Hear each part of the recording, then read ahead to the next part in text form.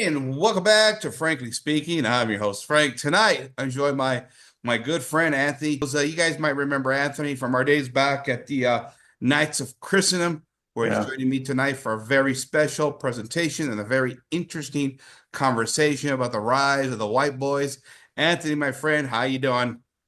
doing pretty well, Frank. How are you doing this evening? I'm doing great, my friend. Celebrating Great. St. Joseph this week. Yes, absolutely. God bless. Novena. We do it from Yeah. the 11th to the 19th on the feast day. So very excited. That's our altar this year in the background. But me and Anthony have been talking about a specific topic that's come up online between the Groypers, Nick Fuentes and the Groypers versus E. Michael Jones. Many of you know E. Michael Jones. He's a prolific book writer, thinker over on Rumble, and the discussion of race in America and combined with this weaponized migration that's happening all over the West with Africans and Muslim nations importing in a lot of different men from those countries, and through sort of this liberal pluralization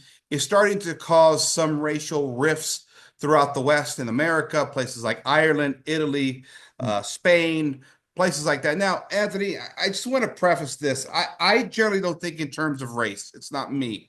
And maybe because I grew up on the West Coast and not the East Coast, I think in terms of ethnicity. I'm full-blooded Sicilian, so for me, race was never a concept that really played a role in sort of my family or my communities. Right? We were Italian. We were proud Italians. Of course, I'm full-blooded, a Sicilian for that matter, and so that has really never been a thing for me. But as I look online, when I see a bunch of white boys, let's call them, because that's what we're calling them now, that maybe are multi-generational through American liberalism in this pluralistic melting pot that we now have in America. Maybe I'm thinking a few of them had lost their sort of ethnic kind of background and history. Um, it seems as if we have a culture and a community of white boys that have become disenchanted from the community, or at least from the culture society, which I do see, I do understand, I do sympathize. But the question here is, in the West today, is race the answer to where we have to kind of gravitate toward as a people? Or is it what E. Michael Jones said? Should we embrace the Catholic faith and should we identify as Catholics rather than race? Well, that's the big question. And I think the primary thing on here you hit right away is the idea of these young men are completely disenchanted because of liberalism. And I don't think they necessarily even realize that. I think some are more astute, and because they have listened to some of Hitler's speeches, or perhaps they've listened to some of Mussolini's speeches, they have a general idea of what this might mean. But ultimately, Nazism and communism are both the shadow children of liberalism itself. Because if you look at liberalism, it creates a vacuum, and there's no more perfect example really than the Weimar Republic, in my opinion. You had the same situation there, and when things became desperate, you either had one group move towards Nazism, or you had another group move towards Bolshevism, communism. And let's not fool ourselves about what was going on here. It's not as if it was just exclusively Jews that were motivated into the Bolshevik camp, but they would have never been able to do what they did if there weren't large segments of the local populations that went along with them. Liberalism set up a false god of the individual. There is no absolute autonomous individual, and that's its fatal flaw. And so what the white boys feel in America is the same thing. They don't feel a sense of community. They feel disenchanted, and they've been forced into what E. Michael Jones calls this category of the mind, where they're almost forced to identify as white boys because everybody has put that label on them that is their perceived enemy. And so there's really been a lack of charity towards them. And I do believe that there is an idea of this great replacement that definitely is a reality. Now, that does not mean that we should devolve into worshiping the state or race. And unfortunately, that's what they're gravitating towards. And this is the fatal flaw, and ultimately it will fail. Uh, just as communism has failed, just as liberalism ultimately is going to fail overall. Yeah, that's interesting. And I think we need to differentiate between America and Europe. I think, again, if we think in terms of ethnicities, the Irish, the Italians, the Polish, the Germans, I think they have a deeper history of that. And, whether that's bloodline, whether that's ancestry, history, tradition, religion, things of that matter. But America being a purposeful melting pot, or at least was made a purposeful melting pot after several generations. And it's something else altogether because when you create this republic based on really economic alliances, and that's what I believe America was from the get-go. And you start to import immigrants as early as the mid to late 1800s, all of which they come here in order to help build the economic base. I think what's important is that America, first of all, was a giant mass land. You needed a working class, an underclass to help build sort of the structures of the nation. And when you're a Protestant country and you're already starting to contracept and your population isn't growing enough, where were you going to go to? Well, you're going to go to the Catholic nations, right? Who were the immigrants coming? It was the Irish, it was the Italians, it was the Germans, all these Catholic nations that would come here, have children, Anthony, and help, again, be the underclass to help establish the nation. I get that. But when you bring in mass population, mass immigration, you begin to sort of dilute whatever it is the nation was. We could argue that America at its founding origins was Anglo-Protestant. I get that. But see, the problem is this, and I think this is what Jones points out, and I think it's an interesting discussion, is that when you have a republic founded off Anglo-Protestantism, and it's, let's call it, its first century in America, and he says, listen, you had a bunch of white boys on an island, right?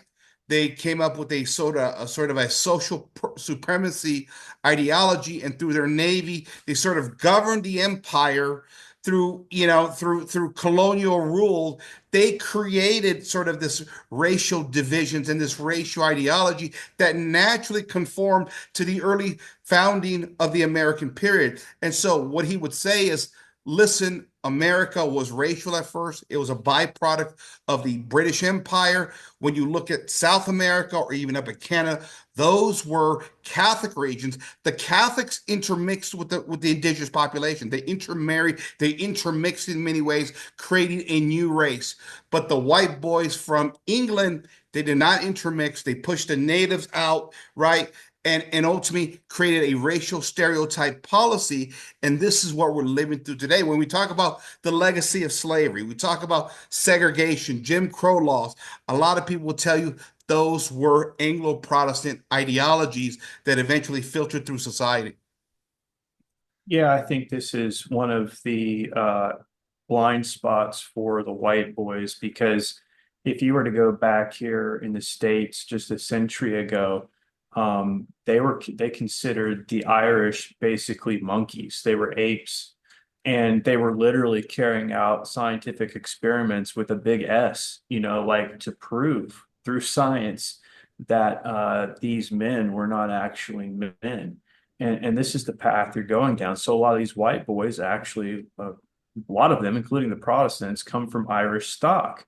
Now, what does that mean? And this gets into the problem of their current neo-fascist ideology in terms of Nazism, trying to make this a race-based solution.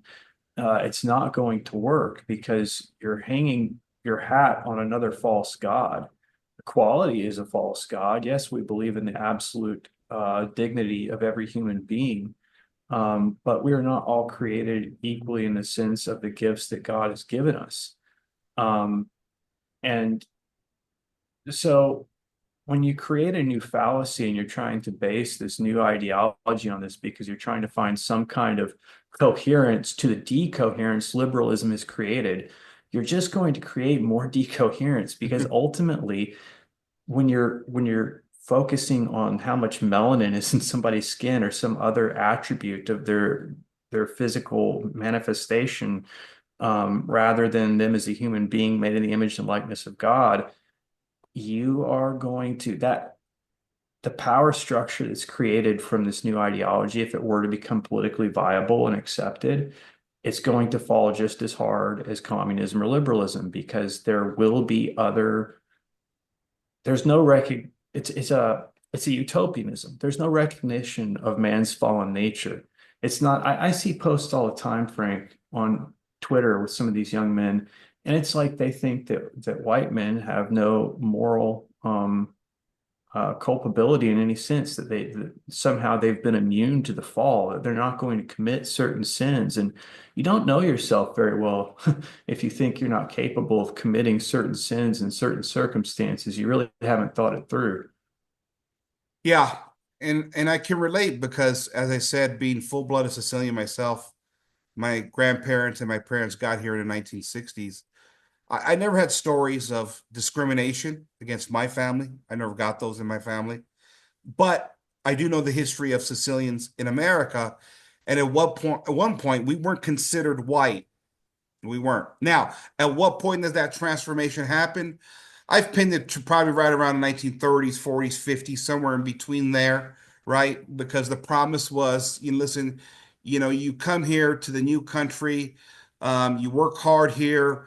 Um, it'll be a tough living, but your children will have the opportunity to prosper. That was the promise that was made to a lot of immigrants, and that's exactly what happened. The first generation usually struggles. Second generation begins to start being more successful, and with successive generations, they do better and better and better, and that's understood.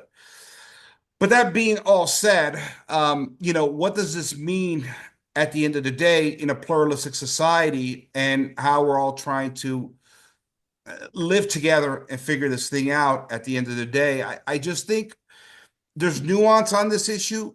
What I don't like on behalf of the white boys is the fact when you have a Nick Fuentes using language like, well, America was better when it was white, or minorities have a lower IQ. I think that's problematic language because, in terms of, again, whiteness, again, Sicilians, Italians at one time were not considered white. When did we become white?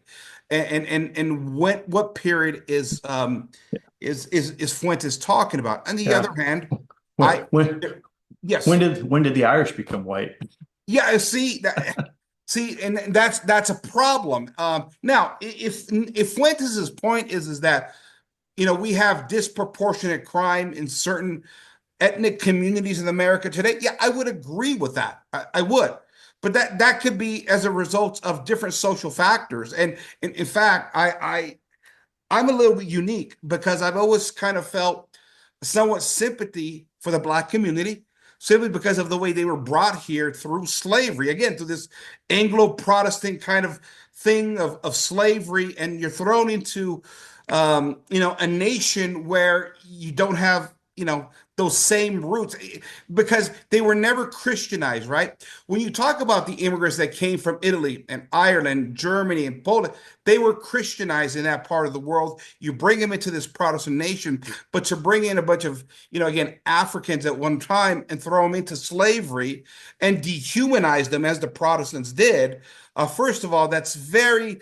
dehumanizing, obviously, but I could see also too a certain identity crisis that could be created within the whole community, especially when they don't share the common values or come from a part of the world that were Christian at one time, Anthony. Right. And I think what can help these young men kind of I think a step in the right direction for them would be to take a closer look at Mussolini and his regime. It was more in line, way more in line with the Catholic faith, and it wasn't based on racial supremacism. There's an argument from some that this isn't a fact with Nazism, but it is. And I mean, even Hitler, and Frank, I'm sure you remember the book. I don't know if it was De Felice or who it was as the primary source. Um, he recounts, I think even Mussolini himself may have recounted it in his autobiography about his meeting with Hitler. Yeah, yeah, that was Nicholas Farrell book, A New Life. It was the Mm, first time that Mussolini and Hitler met. It was Hitler that visited Italy. And at one point, as they were meeting, they were walking along the lake. I believe it was Lake Garda, I believe. And it was at that point that Hitler stopped and looked at Mussolini and said, "You know why?" And I'm paraphrasing here. I forget the exact language. You know why the Italian race is not a pure blood race? Because you have African blood. And Mussolini kind of looked at him kind of crazy, according to Nicholas Farrell, because listen, Italians are in that Mediterranean region, and there is, historically different bloodlines, especially in Sicily, where I come from.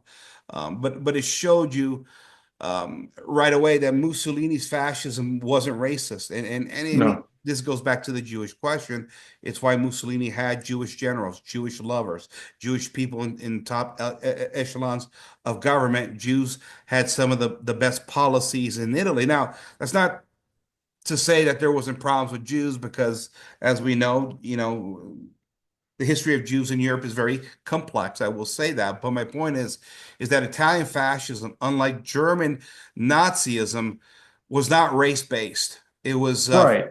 yeah, for Mussolini, it was simply being a good Italian. What was a good Italian? As historian Charles Colombo said to me, is simply speaking Italian, loving your country, putting Italy first. When the 38 discrimination laws are passed later on in Italy, it's a different ball game. Mussolini's pushed into the Hitler's camp because of geopolitics, but also there's lots of talk of Zionism in the mix at that time, which Mussolini's big thing is either you're Italian or get out. You got the choice. And with Zionism, it makes a lot of the relationships in Europe very complex. Yeah, the focus on supremacism is the problem, right? That was Yeah. the problem with Hitler. And that is going to be the problem here in the States as well, because much like Italy, really, we're in a far worse situation, to be honest, with all of the different tribal ethnicities that have been butt up against each other here in this country. Yeah. I'm not So, saying I approve of the way things have gone here, but it's there's Nazism is not the solution. It's going to create more division, and yeah. we have to be united under divine law, under natural law, and that means listening to the church on these things. I mean, if these young men like fascism, if you have a proclivity to that, okay. Well, look at Mussolini's fascism and see how he did things. I mean, some people will consider him weak, but honestly, he's the only guy that we know for sure died in World War II, and there seemed to have been a hit on him. Yeah. Uh, but yeah, go ahead, Frank. I didn't mean to interrupt.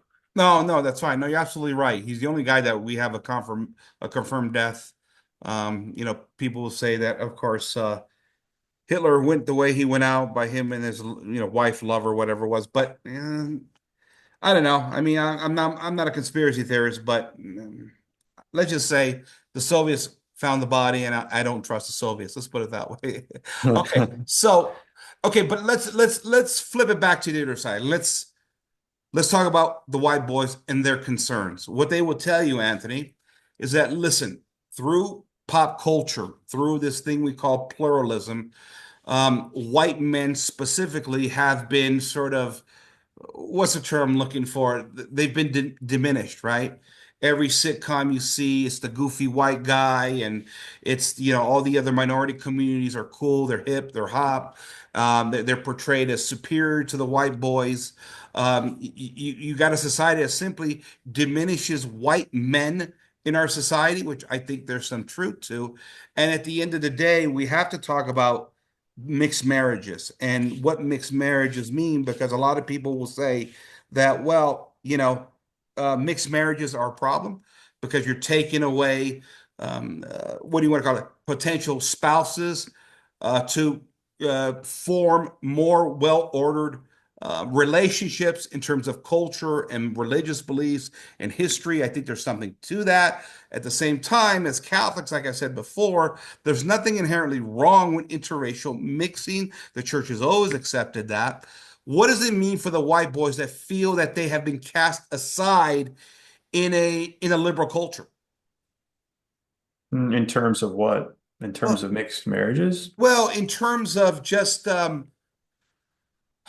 how white boys have been diminished in society. They walk funny, they talk funny. They're inferior at everything that they do, whether it's sports, whether it's culturally being culturally astute to modern times.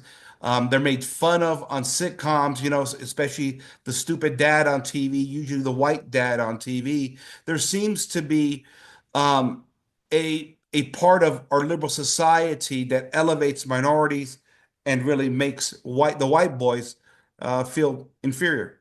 Well, they did the same thing in sitcoms to African American men. Men, first and foremost, became the butt of all jokes, and there's been an attack on fatherhood overall if you just leave race out of it entirely, and I think that is very calculated. Your father is what gives you that sense of belonging ultimately. And so, after taking the father out of the state and destroying that through liberalism, they've begun the attack on the family unit itself. This doesn't matter what color your skin is in that sense. Um, in terms of interracial marriages, yeah, the church has never had a problem with that. I think we're just trying to generally sort things out right now because of the chaos that's been inserted into America, because we've had such a great influx of people, not just from like, and this is happening in Europe too. It's not like it's just from exclusively European societies like we used to get here in the United States. We always had, of course, Africans as well, and that's primarily who we've been made up of. And we've had a unique culture based on that, based on the Africans that were brought here and based on the Europeans that were already here.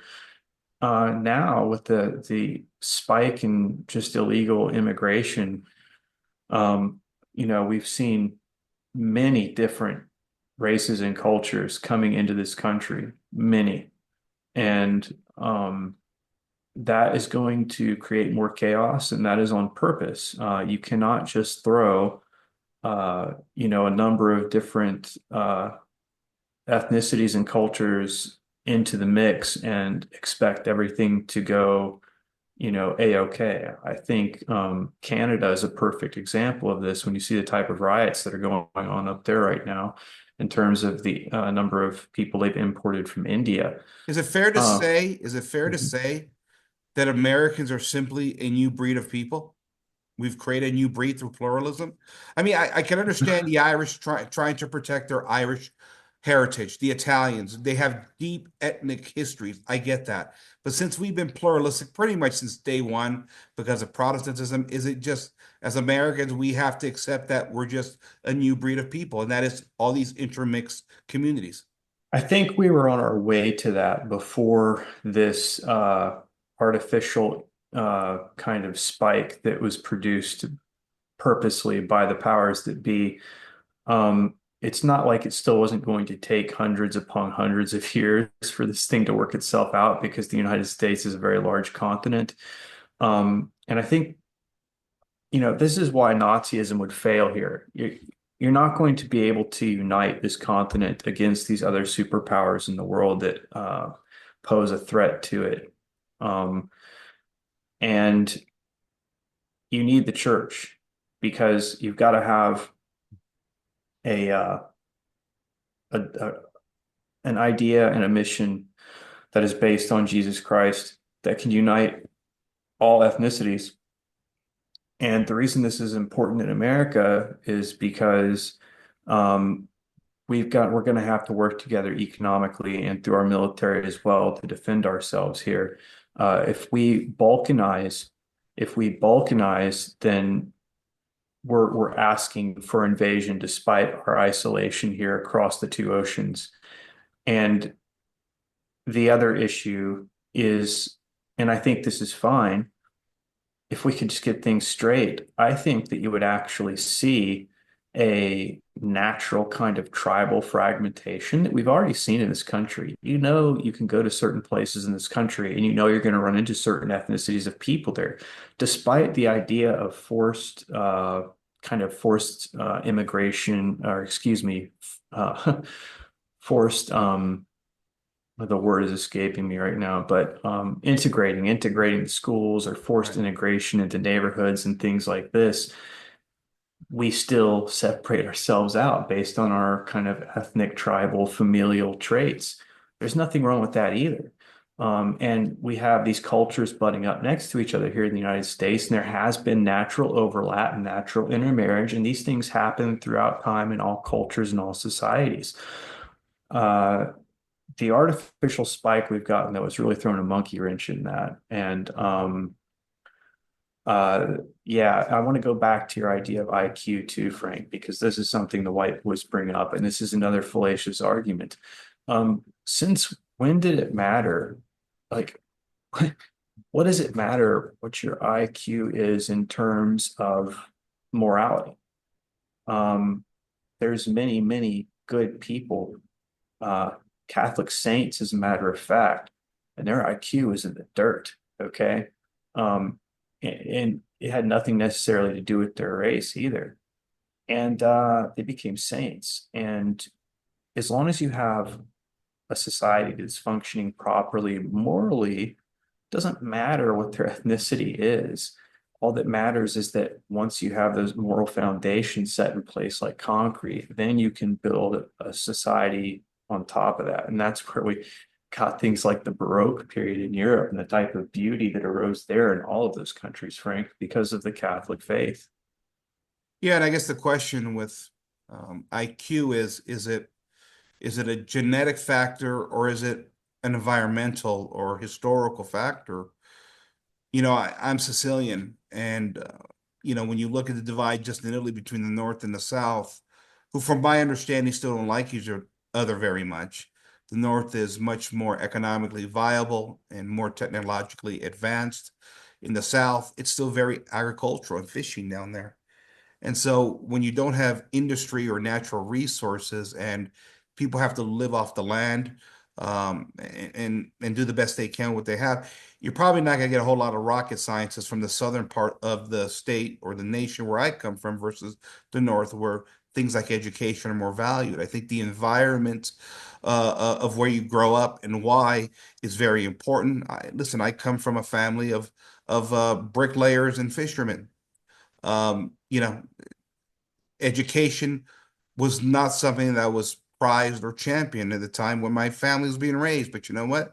Like you said, they were good, moral people. They were faithful Catholics, and they worked their asses off. And our IQs were not exceptionally high. That's just what it was, at least from my experience that I've seen. And this is, and so that's why I think the IQ thing is problematic. And just as you have less advanced nations all over the world that struggle with this. Yeah, I think you could have a group of people that are lower in IQ, but I'm not sure it's necessarily DNA concerned, you know?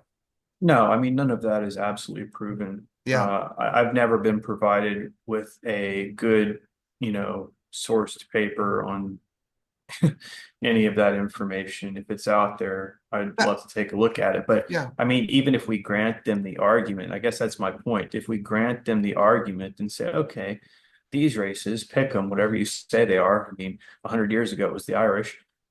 Yeah, maybe they're less intelligent. What does that have to do with them functioning in a society to provide value and stable morality? They can do both of those things. And by the way, there are plenty of people that are born to individuals that are very low IQ and they will have children that are off the charts. Yeah. So, we're this, there's, there's this, I understand the white boys uh, wanting to move towards order and stability. I get it. I want it too. But we're not going to do that by creating an artificial God based on racial supremacy. And the thing is, Frank, 5 years ago, when you and I were first noticing some of this stuff when we were doing Knights of Christendom together, uh, we had many talks behind the scenes trying to decide how to approach certain topics. And, you know, these young men are not going to be able to defeat um, any concern they have with Jewish supremacy, with white supremacy. It's just not going to work. Yeah. We have to love everybody. We have to pray for everybody. And that includes any of our enemies that we have. And you have to unite around a structure of strength. I get it. A lot of these young men are really angry at the church because they see it as weak, they see it as feminine, and they see certain prelates embracing the world. But there have been many saints that have reformed the church in the past, and we need more saints to do that in the future. The church is the only way forward. Everything else is a false god. Yeah, and I guess that leads us to the great apostasy. Well, I don't know if this is the actual great apostasy as the Catholic Catechism teaches us about, but we are definitely in the midst of some kind of an apostasy. And I think that's part of the problem with sort of the rise of the white boys. They would ridicule you, Michael Jones, saying, "Hey, you got to stop all that Catholicism crap. We got to gravitate around our skin color, kind of a thing." And when we talk about the loss of faith in the West, and this is a theme that I've been hitting a lot on is ever since the end of World War II, and it's a topic I'm going to be talking about more and more, how we were told we, the good guys, won World War II, but it sure doesn't feel like a victory. One of the after effects of World War II has been the collapse of the faith. In what capacity? A lot of people say it was Vatican II. Okay, fine, but it's not like Protestantism and Orthodoxy have exactly flourished in that same time. The fact is that we've had a general loss of faith. How do we teach these kids, or at least how do how does he, Michael Jones, stick with the claim of, okay, we have to be Catholic when in fact a lot of these boys don't believe in Catholicism anymore? The faith has collapsed, so to speak. Well, you're going to have to meet them where they're at. And what they gravitate towards right now, what they're gravitating towards is power in the sense of self and purpose. And so they have to see how the church and how Jesus Christ actually provides those things. A reversion back to paganism, because I have seen some of that among them, Yeah. is it's going to go in a very bad direction. They take for granted they're running from the fumes of Catholicism still to this day, even in the United States to a degree, and that they've been influenced by it to a degree, even if they're not aware of it. Um, you talk about things like you really want to get back into it. Well, how about the bloody? Well, how about that, right? Where the Vikings would cut out the lungs of a man and spread them across his chest in some of their death rites. And this they were doing to not only uh, their own race of people, but sometimes even their kings. So, you know, when you lose the idea of human dignity based on Jesus Christ and the triune God, all kinds of things can go bad. And so, unfortunately, what they've missed is that this liberalism provided the vacuum, and Protestantism is a part of that because Protestantism kind of makes the same, is resting itself on the same fallacy. This idea of reason alone, in terms of I can reason out the scriptures on my own, and I'm going to come up with the proper interpretation rather than understanding that we see in scripture clearly in many places that Jesus Christ actually founded a church. And a lot of these problems, I saw a gentleman today online, Frank, and he was he was on about contraception, which was amazing. It was amazing to see this young man finally making the connection to contraception as being a problem. And but he did not like the Catholic Church, didn't want anything to do with it because of the Pope, right? Yeah. Okay, well, you've got a problem with the Pope. All right. So what these young men need to understand is that there have been many popes that people have not necessarily had a proclivity towards. There have been many popes that have been corrupt, yet the faith has remained unchanged. And that is because we need them to come in. We need more of you to come in because division isn't going to solve anything. And Protestantism is fractured. And because it's fractured, it has no strength. It is weak. The weakness you see in the church right now, my friends, is superficial, and it's a result of Catholics being bathed in liberalism for over 200 years. Okay, so I guess as we begin to wrap this up, it's been a very good conversation tonight. I think getting back to the Nazi issue, and I think one of the reasons why a lot of the white boys are gravitating toward Nazism is because they would tell you that part of the intermixing of races, of pluralism in the West for the past century has been done because of Jewish supremacy. And of course, like the Nazis blaming the Jews for uh, diluting bloodlines of white people, they would say. What do we say to that? Well, let's just make it very simple. Mm. The Catholic Church was the check and balance on Jewish power. If you're concerned about Jews having too much power, um, then you should look at Protestantism, not Catholicism. Protestantism and the Enlightenment unleashed usury, and the Catholic Church was the check against usury, although it was being practiced to a limited degree in some kingdoms. It was put in check, and the Jews could never rise to any kind of substantial power. The one time that they did in uh, in Poland, I believe, they they were the Pope actually had to write an encyclical because they had taken such power there that they had subjected the people to all kinds of harm, and it had specifically to do with usury. That's how they rose to power. There was a lot of corruption. And that encyclical is very insightful because not only does the Pope identify the problem, he identifies the proper solution. He specifically is against any kind of persecution of the Jews. And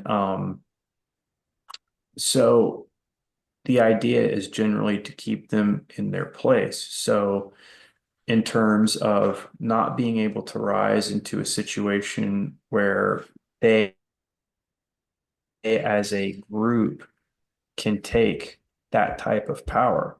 And since they are based on the Talmud, since they are based on Rabbinic Judaism, the United States can't really address this problem because of this warped idea of absolute freedom.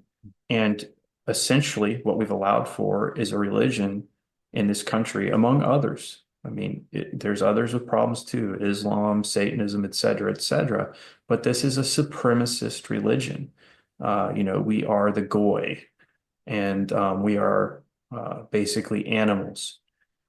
And the United States has allowed that religion to exist here. But it was the Protestants that basically, how do you want to say, worked out the Bellflower, right? Is it called the Bellflower Act? I believe what it was for the establishment of the Israeli state. I believe through the Rothschilds, it was the Anglo Protestants that worked that out. And when you extrapolate that out to dispensationalism, it's Protestant theology that gives legitimacy to what we see in Israel today, in the state of Israel, and all the problems that we're having today.